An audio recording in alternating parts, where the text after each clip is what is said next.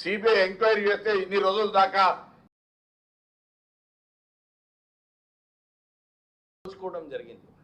ఇప్పుడే వారు చెప్పినట్టు ఏవో మంచి అవకాశం ఈ సిబిఐ ఎంక్వైరీ ద్వారా ఏదైతే నిధులు దోచుకున్నారో ఈ సిబిఐ ఎంక్వైరీ ద్వారా నిధులు దోచుకొని ఈ సరైన ఎంక్వైరీ చేసి ఎవరైతే దీన్ని ఈ రాష్ట్రాన్ని లూటీ చేసినారో వారిపైన కఠిన చర్యలు తీసుకోవాలని చెప్పి కోరుతున్నాము.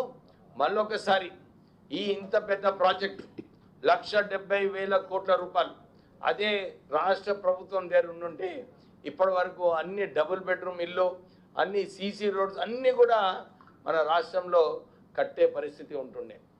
వీళ్ళ సొంత ఆస్తులు పెంచుకోవడానికి ఈ కాళేశ్వరం ప్రాజెక్టు ఏటీఎం ప్రాజెక్ట్ అయింది. దానివల్లనే ఈ టీఆర్ఎస్ నాయకులు ఏదైతే ఇప్పుడే చెప్పినట్టు మంత్రివర్యులు మున్సిపల్ ఎలక్షన్స్లో సర్పంచ్ ఎలక్షన్స్లో వీరు పోయి ఎక్కడ క్యాంపెయిన్ చేసినా కానీ టీఆర్ఎస్ పార్టీ అక్కడ సక్సెస్ఫుల్ లేదు. సో వారు ఏదైతే ఊహించుకుంటున్నారో సోషల్ మీడియాలో కొంచెము ఇష్టం వచ్చినట్టు వార్తలు పెట్టుకొని జూబ్లీ హిల్స్ కంటోన్మెంట్లో 2 బై ఎలక్షన్లలో ప్రజలు ఒక తీర్మానం ఇవ్వడం జరిగింది. వారి లీడర్షిప్ పైన ప్రజలు ఏదైతే 23 అసెంబ్లీ ఎలక్షన్లలో తర్వాత పార్లమెంట్ ఎలక్షన్లలో టీఆర్ఎస్ వ్యతిరేకంగా ఇచ్చినారో అదే తీర్మానం ఈ బై ఎలక్షన్స్లో సర్పంచ్ ఎలక్షన్స్లో మున్సిపల్ ఎలక్షన్స్లో చూపించినారు. సో ప్రజలందరూ కూడా ప్రజాపాలన కాంగ్రెస్ ప్రభుత్వం రేవంత్ రెడ్డి గారు ఈ రాష్ట్రాన్ని ఏదైతే ముందుకు తీసుకెళ్తున్నారో ప్రజలందరూ కూడా సంతోషిస్తున్నారు. అది ఇది కాలేజ్ 1 మినిట్ వినండి. కాళేశ్వరం ప్రాజెక్టు ఇది చేయండి, దీని తర్వాత అది మాట్లాడతాం. No problem, will discuss.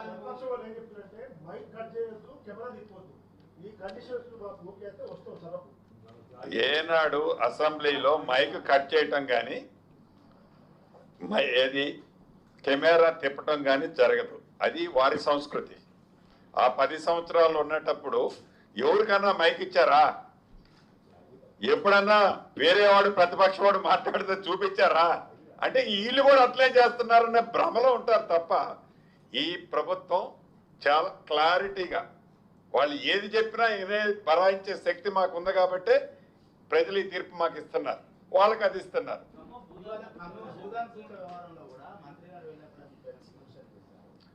ఏ మంత్రి గారు? ఇంకా వారు అదే కళ్ళలో ఉంటున్నారు, ఇంకా మంత్రినే. దయచేసి ఇక్కడ ఒకటే గమనించాల, మిత్రులు అడుగుతున్నారు కాబట్టి డైవర్ట్ అయిపోద్ది. ఒక్కటే మాట చెప్తున్నా, ఏదైతే గ్లోబల్ ప్రచారం చేస్తున్నాడో పేదవాళ్ళు ఇల్లు కూలగొడుతున్నారని చెప్తున్నారో ఎక్సెట్రా ఎక్సెట్రా ఏదైతే మాట్లాడుతున్నాడో మా పేటెంటే పేదోళ్ళు, పేదవాళ్ళదే ఈ ప్రభుత్వం. వాళ్ళ దీవెనలతో వాళ్ళ ఆశీర్వాదంతో నిలబడ్డ ప్రభుత్వం ఇది. ఆ క్లారిటీ మాకుంది. నిజమైన ఏ పేదవాడిని ఈ ప్రభుత్వం ఎప్పుడు డినై చేయదు, భవిష్యత్తులో చేసే ప్రసక్తి లేదు. ఖమ్మం సబ్జెక్టుకి సంబంధించిన దాంట్లో కూడా పేదవాళ్ళు నిరుపేదలు ఎవరైతే అభాగ్యులు ఉన్నారో ఆ శాఖ మంత్రిగా, ఇళ్ళు ఇచ్చే శాఖ మంత్రిగా, ఇళ్ల స్థలాలు ఇచ్చే శాఖ మంత్రిగా చెప్తున్నా. ముఖ్యమంత్రి గారు కూడా నాకు స్పష్టంగా చెప్పడం జరిగింది. నష్టపోయే వాళ్ళు, అర్హులైన వాళ్ళు, గతంలో ఎవరైతే తీసుకొని నిరుపేదలు అక్కడ నివసిస్తున్నారో, ఇళ్ల స్థలాలు కానీ ఇతరత్ర బెనిఫిట్ పొందిన వాళ్ళు ఉన్నారో వాళ్ళందరికీ తగు న్యాయం ఆ శాఖ మంత్రిగా గౌరవ ముఖ్యమంత్రి గారి సూచనలతో 100కు 100% చేస్తాం. ఈ సందర్భంగా మీకు కూడా రాష్ట్ర ప్రజలకి ఈ గ్లోబల్ ప్రచారం చేస్తున్న దానికి ఒక ప్రత్యక్ష సాక్ష్యం ఈ ఖమ్మం వెలుగుమట్లకు సంబంధించిందే మీకు చెప్పదలుచుకున్నా.